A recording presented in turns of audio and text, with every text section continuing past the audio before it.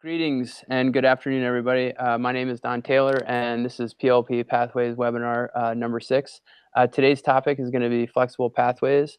And before we get too much more into the conversation for this afternoon, I'd like to thank the Middle Grades Collaborative for sponsoring this project, as well as the Tarrant Institute for Innovation in Education. Both those partnerships are crucial to the work that PLP Pathways is doing. We're broadcasting live, but you can see our YouTube video on the PLP Pathways channel. And I would also recommend, Maura Weiler and I recently did a short episode also on flexible pathways that you may be interested in if you're exploring flexible pathways or extended learning opportunities with your students. Today we have a special guest, Lauren Traister. I'm going to let her introduce herself, and then we're going to get the conversation going. Thank you, Don. Hi, everyone. My name is Lauren Traister, and I am the 4-H Teen and Leadership Program Coordinator with UVM Extension. And so a lot of people know of 4-H and know of us as an agriculture program or kids work with livestock animals, but we're a youth development program. We always have been. We really focus on life skills in our young people so that they transition successfully from youth to adulthood. And my focus and expertise is really within the youth leadership realm. So I know Don and I are going to be talking a lot today about the work that I do. And really appreciate Lauren coming on and talking to us. One of the things that we'll go into a little bit more later is that Lauren has been a participant in the work that we're doing in the classroom. And equity with flexible pathways is a big issue. And when I say equity, I mean making sure that all of your students have opportunities to explore these flexible pathways. And this afternoon, when we talk about flexible pathways, I just want to remind listeners how the state of Vermont and the Agency of Education are defining flexible pathways. And they are any combination of high quality expanded learning opportunities, including academic and experiential components, which build and assess attainment of proficiencies and lead to secondary school completion. And when we talk about flexible pathways, specifically for high school kids, that's going to include work-based learning. It's going to include virtual or blended learning, online classes. It may also include dual enrollment. And it also can include community-based learning and early college. And one of the things that I think we need to make clear is I'm a middle school teacher. Lauren is working for UVM. And a lot of what you just heard, the work-based learning and the virtual and blended learning, those are opportunities for high school kids or for secondary students. And so the question that I'm asking now as part of Act 77 and personalization is how can we start building the foundation for our students so that when they do get to high school, they're prepared to take advantage of those opportunities? How can we make sure that they have the skills, the self-direction, the transferable skills that are going to allow them to understand the opportunities that are out there, to access the information? And in particular, also, another question would be, how are we making sure that we're communicating with families so that they also know about all these great opportunities? And again, as a middle school teacher, when I first started, we do a lot with citizenship, and we also try and create leadership opportunities. And we were always asking, what are kids doing with citizenship? And it turns out that most of the kids who were involved because their families were involved. And so you had some kids who were out there whose families were very supportive of volunteer opportunities or working in the community. And we decided that we needed to make sure that all of our students had that opportunity, and that we weren't going to let the challenges of, for example, transportation sort of get in the way. So what we've done here at Main Street Middle School is we have brought the experiences into the classroom. And we'll talk a little bit about how we have a program called the Green Team, where we learn about sustainability issues. But one of the key pieces has been finding community partners to build these internal, within the classroom experiences. And Lauren and UVM have been critical partners in that regard. And Lauren, one of the key pieces that we've worked on together is this TRI program, which is the Teens Reaching Youth. And if Could you explain a little bit about that program and how you've seen that evolve at Main Street Middle School? Yeah, so the TRI stands for Teens Reaching Youth. And so the program's called Try for the Environment.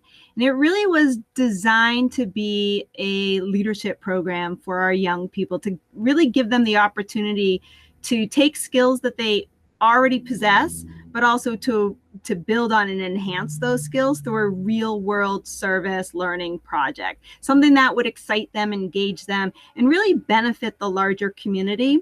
So the idea came about, let's see, we're in our 5th year of TRI right now. So we started 5 years ago with one program area. We partnered with the Vermont Energy Education Program, who wrote a curriculum for K through 3. I really wanted our teens to be able to go into younger classrooms. There's a lot of research within 4-H around teens as teachers, especially around science education, that shows that teens are really good at engaging young students in science and getting them to listen and pay attention and get excited because it's coming from the teens. So as we built this program, the model of TRI came from another 4-H state, and I just adapted the model into this 6-lesson unit around renewable energy. And it's really about energy fundamentals.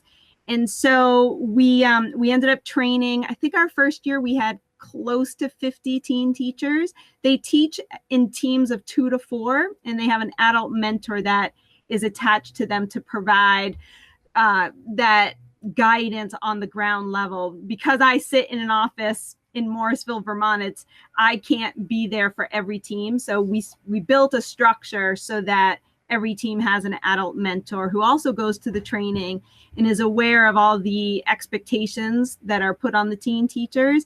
And that's set up so that the teens can be as successful as possible in completing the requirements of the TRI program.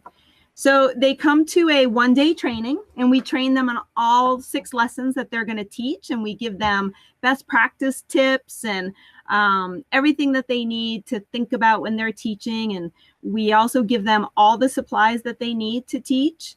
They get a t-shirt, so they're in a uniform because I want them to understand that this is like a job. They're in a very professional volunteer opportunity. And then there's a lot of work that goes in after the training. They have to find their own locations to teach. They have to teach the 6-lesson unit to 2 different groups of at least 15 or more students. They teach the lessons. They give an assessment to their students. They have to report back to me the results of those assessments, as well as some data on their classroom. And they then also do a written reflection on their experience. They get 5 questions that they have to reflect on, answering questions like what went well, what didn't go well, what would you do differently? And then the last piece, we use a life skill wheel in 4-H, which basically it's very similar to the terminology of transferable skills, but our life skill wheel has a lot more on it. And they have to identify 3 life skills that they feel by participating in the TRI program that they improved on. And then they have to give evidence as to why they selected those life skills and tell me why and how they improved in those life skill areas. So that's the program in a nutshell. And what's really exciting, since the first year, we now have 5 program areas. We still do the energy fundamentals program. We added waste solutions, food systems, forest and trees, and then this year we just added water. And so we have a lot of ways for our young people, depending on what area of environmental protection matters to them, they have that entry point. And then to talk about your issue of equity and access, luckily we get this program funded, and so it's free for the teen participants. Other than all the time and energy they put in, it doesn't cost them a cent to do this program, other than needing to find transportation to the training. Right, and I just also want to point out for folks listening out there, I'm a classroom teacher, so I have a full load of classes, and I'm I have all the responsibilities of a regular classroom teacher. But when Lauren and I got together and we met and we decided about this tribe program, uh, some of the things that stand out for me, especially in light of the Act 77 and personalized learning, you hear in Lauren's program. So, for example, you hear about teens who are using the transferable skills of citizenship. They're going out into the community. They're using communications. They're problem solving. They're reflecting on their progress. They're collecting evidence. And what makes this really great is that with PLPs or personal learning plans, students now have a place to bring all that evidence back to the classroom. They can bring short videos. They can bring any of the examples of the lessons, any of their reflections, and they can bring those into the classroom both as evidence of their achievement, but they can also bring that in as evidence that they're meeting standards-based requirements of writing. But instead of writing for some imaginary audience, they're writing for real audiences and developing responsibilities and task initiation and deadlines that are going to suit them well as they move forward, both in their educational and their business career. So I think that there's been some fantastic overlap between the TRI program and what a lot of folks around the state are trying to do with Act 77 and this personalization. I also think, Lauren, by adding those different curriculum choices, students now have some choice in what they want to do. And so students, if they're interested, can they have to collaborate too, which is another transferable skill. But they can choose something that's interesting to them. They have to go out and find these audiences, and they can be working on problems that are real problems that they're going to be dealing with for probably the rest of their lives in light of environmental and climate issues that are affecting Vermont. So it's just really a great program, and it just highlights a lot of the reasons why flexible pathways are so important in our current educational systems. I do want to go back and mention the fact that because we are seventh and eighth, I teach middle level, a lot of these experiences, I think Lauren mentioned that this focus on life skills through 4-H is helping kids transition into their next life and learning stage. So the skills that kids are able to acquire through this program at the 7th and 8th grade level can translate into their ability to identify opportunities at the high school level, and also to bring that experience to new opportunities that could enhance their education. And so what you see is this sort of a building one block on top of the other that ends up with kids in the secondary portion of their education really taking advantage of some of the great opportunities that are out there. One thing I do want to talk about a little bit more too, Lauren, is I consider you to be a community partner. And if I go back to this original issue of, there's a time crunch on teachers. And so we've decided to invite people into the school. And so you've mentioned already the Vermont Energy Education Program, which is a prime example of an organization that's willing to come into schools. The TRI program or the UVM 4-H. What other programs do you see around the state, if you can name a couple maybe, that are out there ready and willing to help teachers employ some of these flexible pathway opportunities? Yeah, I mean, the ones that I'm most familiar with, you got Up for Learning, which is doing tremendous work right in the school, having students take ownership and lend their voice to, everything from implementing PLPs in their school and proficiencies to trying to decide, dress codes and whatnot. I know, VEEP is wonderful. UVM, even beyond just what I do, we have so many programs and opportunities within the 4-H program that can be available to schools. There's also, I know that there's like Shelburne Farms does programs that I think but I don't know if they come into schools.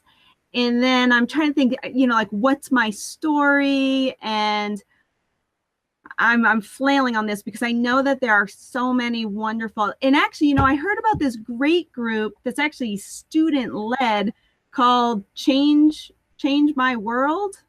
So there's, one of the things I want to point out is that what's really important for teachers is you find a couple of these community partners. Like I've been working with Lauren for 4 or 5 years now, and as you develop those relationships, you're going to find new opportunities Yeah. through mutual acquaintances or also, just different events that people are meeting at. So another one is the The youth youth lobby. yeah, the Vermont Youth Lobby, which Yep. they do the Vermont Rally for the Planet, which I believe is happening April 12th. That's Yep. another student-led civic organization out of Harwood Union. And Yep. the state itself is really rich with these types of opportunities. And I just want to reiterate how important it is to get the organizations to come into the schools. They will do that, and it's much easier, I think, for teachers. There's no transportation costs. There's no issues with getting kids, hither and yon, and it really kind of benefits all kids, which touches that equity issue. In addition to being a great opportunity, the flexible pathways, uh, their use, I guess, or their integration with PLPs.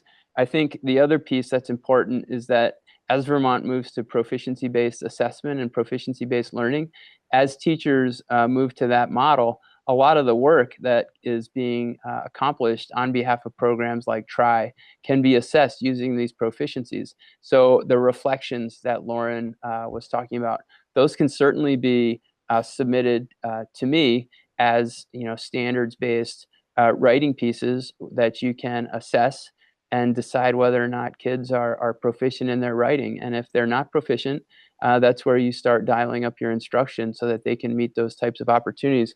And I do want to add as well that within the TRI process, there's this, they have to send in applications, they have to send in a letter of interest. And those are all opportunities to develop integrated literacy where you can have kids be engaged in real world activities at that. And again, those can be assessed based on what you have going on in your literacy program. And in some respects, also in terms of your social studies or your global studies programs as well.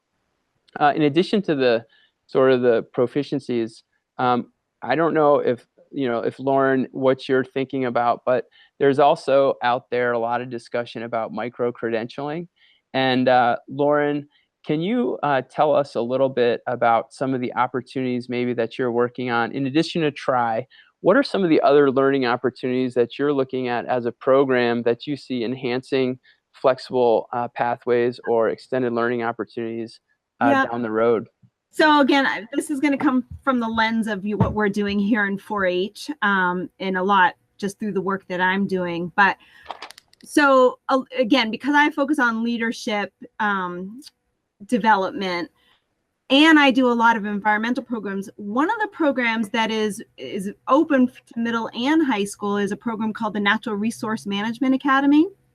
And this program is a weekend in July where students that are really interested in possibly pursuing college and career in some natural resource field, we hold the program at the conservation camp on Buck Lake in Woodbury. And throughout the weekend, different natural resource professionals come in and lead different workshops. And we try to expose the participants to as many different areas of natural resource management as possible. And they do hands-on workshop out in the forest and on the water. And one of the things that I always do is the presenters need to give the path that they took to their current job, because I really want young people to see that the paths aren't always linear. They're usually very winding paths.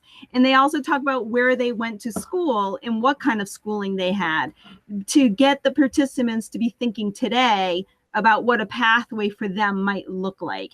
And over the years, we've been able to actually connect participants. I remember one year we had a field naturalist give a workshop, and one of the young people there was blown away because she literally exclaimed, "Oh my God, this is exactly what I want to do. I just didn't know that this existed." And she left that weekend knowing about 3 different schools that she could research and then hopefully apply to begin that pathway. And so that was really exciting. We try to make these connections to have our young people get some experience, make some connections, and also begin to see where they go from that day if they have an interest, what that path might look like. So, natural resource management is one. I know you know about the Youth Environmental Summit that we do. That's a 1 day. I like to have different programs where sometimes it's a 1 day easy entry access point for somebody who isn't really ready to fully commit, just wants to get some knowledge and experience. So going to a 1 day conference might be a big step for one student where it might not be a big deal for somebody else. But the Youth Environmental Summit is the same thing. We try to connect our young people to people out in the world doing this kind of work so that they can make connections, not only with other students, but with real life professionals, and hopefully begin to make connections about maybe service projects or volunteer opportunities, ways that they can begin getting involved beyond the school walls, or maybe take some of the ideas that they learned at the summit and bring those service ideas inside the school walls. We also have, there are some programs that we do specifically for just 4-H members. But one of the things that I do is I do leadership workshops where I've been asked to come into school classrooms and work with a class focusing on particular transferable skills and run them through some hands-on experiential learning activities. Just to, it's going back to what you were talking about, the, developing those building blocks. And if you work on those life skills, if you can work on communication skills, on problem solving skills, on critical thinking skills, all of that is going to get taken into that next opportunity and the next opportunity. So I do a lot of leadership workshops. I just want to point out too, as you're talking, I'm just thinking to myself, and when a kid has their PLP, their personal learning plan, which is based, in technology, they can be capturing all of these experiences, and they can be then reflecting on them. And I think it's really important. One thing I overlooked or omitted was that you're absolutely right. As kids become involved with your program, they have exposure to other older kids. So, for example, the students in Tri who are second and third graders, they're seeing middle school kids and they're saying, hey, this is maybe something I would be interested in. And then if we have Tri participants who then go to the Natural Resources Academy, they can start looking at careers in colleges. And so you're creating this progression from a very young age where you're giving them exposure to issues and skills and essential understanding about the world. And then you're kind of fanning it out to include, again, careers and colleges and also community organizations, which may end up offering employment opportunities or volunteer opportunities. So, and I think it's important too, as I'm listening to us talk, and we have some familiarity because we've been working over the course of 5 years, and I've run into you at a variety of these conferences and projects and and events around the state. And I think that there are probably teachers out there who are saying, well, geez, what are some of the challenges? What are some of the things that that I should be looking for? And what I would suggest is, I would probably start with, that Vermont Energy Education Program, because they're built out and especially focused on climate and energy, and we've worked with them. But I also want to mention the Central Vermont Solid Waste Management District. They've been a key partner for us. They helped us with a trash audit. That's the first thing that we did, was this trash audit where we looked at our waste stream and decided how we could possibly lower the amount of waste we had. And just from that one event became this partnership where we're working with them on a regular basis. And so many of these groups and organizations have an educational component that's designed and tailored for the flexible pathways and the Act 77. And I just think that with a little bit of poking around, teachers can find community resources. Another person I'd like to mention who does a lot of community-based learning is John Craig at the Hazen Union Middle and High School. He's very active in developing community relationships. And in fact, he has brought the community in to the school. I believe they have a one-day event at the end of the school year where all sorts of folks from the community come in and and integrate with the school to demonstrate for students the opportunities that are available, sort of right in their backyard. But it's not all easy, right? One of the challenges, I think, is scheduling. Yep. Um, the Tri Kids, they do have to miss some class time to go over and perform, their responsibilities. And so it's, you need to be flexible as a teacher, but you also have to decide, what's important at this point. Is it important for these kids to get this opportunity, and where are the areas in my schedule? Like, can kids be coming up to my room during lunch to do some of the planning? What time resources really are the kids going to need? And I think with flexible pathways, it just teachers need to think about it within the context of the school day. How can they use some of the technological tools? For example, Google Classroom. If I can post my assignments online and do this online learning, is it okay for a student to be out in the community, supervised and learning and bringing that experience back in the classroom? What does that count for, and how are we going to assess that, if we're going to assess that using our proficiencies? And I mean, it certainly takes a lot of time and thinking to get it right, but the benefits that I've seen for our students, have been tremendous. And the other thing that I want to talk about, just three more things this afternoon. One is this idea of transitions, and building up the transitions from elementary school to middle school, and from middle school to the high school, and using flexible pathways and the opportunities that those present as a way of building that transition. So, for example, you talked about these Tri Kids at the middle level, and how do we support them moving forward from one building block to the next, so that they don't miss opportunities as they're moving from, one learning stage to the other. We talked about going from Tri to the Natural Resources Academy. With other organizations and other flexible pathways, how are we designing them so that one builds upon the other, so that by the time a kid is in 10th, 11th, and 12th grade, they have a variety of experiences that are going to get them ready for college or their careers. And I think that's very big picture, but I also wonder how we could be doing that. The second thing I wanted to bring up is there's some talk about micro-credentialing and online learning. And what is your organization? How are you guys looking at online learning? And how are you thinking about that as you move into the future and as an opportunity for students? Yeah, so I'll touch the micro-credentialing one first. I know Veep has started piloting with it, and I saw their model, and I personally would love to do micro-credentialing for not only the Tri program, but most of the programs that our 4-H members do, I feel should be micro-credentialed. If I think about a 4-H member who is heavily involved with a livestock animal, there is so much work that goes into raising that animal, caring for that animal, showing that animal, and so on, that the fact that that work doesn't get recognized as part of their education has baffled me. And we have students that go to Washington, D.C. for a week citizenship program.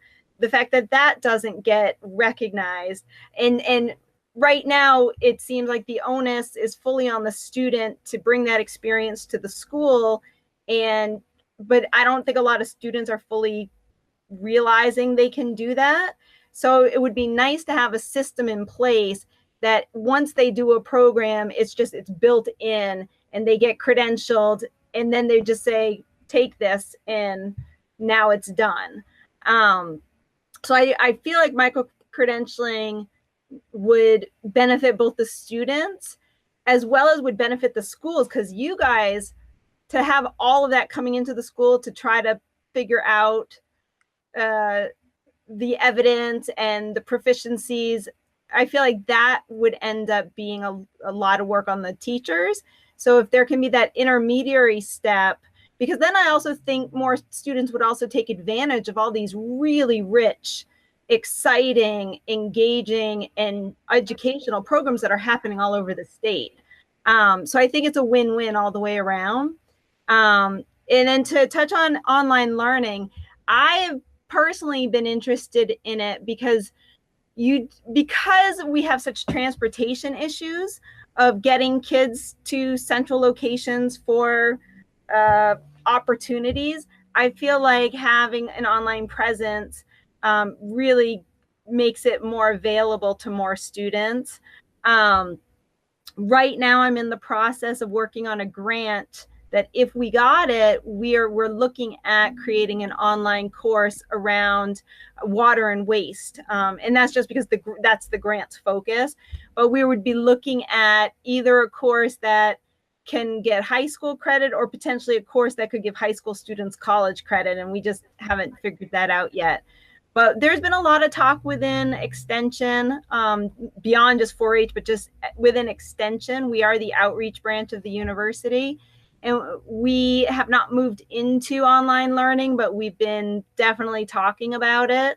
And so I think if we could, I know me personally, if someone came to me and said, we have a huge need for students to learn X, Y, or Z. Is that something that 4-H could offer? We would have a serious conversation. If we knew that there was a ready-made audience and it's something that's in our wheelhouse, I think that would be exciting. Right now, just like everybody, we are a small staff and we're all maxed out. So it's right. If we added something, that means something has to go away. And right. So that's always the trade-off. Well, I just want to reiterate how important I think these community relationships are, or organizational relationships are, for students and for enhancing education. I know that my program without elements such as Try would just not be the same. And I just also want to add that the engagement that Try adds, especially for 8th graders, who are eager to get to high school and, maybe going through that, hey, I've done this, been there, done that, and I'm ready for high school. The Try gives them motivation and engagement, and it gives them something to look forward to that's unusual in their schedule. And I think it keeps them tied into the educational system, and it keeps them interested. And I just think it's been a real benefit. And for our viewers out there, or for people who follow PLP Pathways, this is just one example. I mean, there are hundreds of these types of examples going around the state. And I just kind of want to run down a list, just a checklist that I've created based on our conversation. There's this idea of developing community partnerships to increase engagement. I think that's really important. I think also that these relationships and the activities that are happening can fit right in with proficiency-based assessment and learning. They can be captured on PLPs. You heard Lauren talking about her organization looking at evidence, having kids reflect, and using the same transferable skills that we're trying to hone in our classroom activities. There's also this idea of exposure to careers and possible college tracks, and this idea that by creating a network of flexible pathways, we can support many different kids across many different areas and careers, and whatever opportunities they may have locally, we can support them within the educational system. And the last thing I want to point out is just how important it is to be thinking about communication with families. We have tons and tons of students out there who are capable, who are interested, who are smart, and are motivated, and they just might not be getting the information about opportunities. And so for teachers and for PLP Pathways and for our community partners, it's just so important to make sure that we're reaching everybody and doing that effectively. And we certainly have not perfected that, but that's one area where, by exposing kids to opportunities, we're hoping to cast that wider net and to have all kids have access to the information.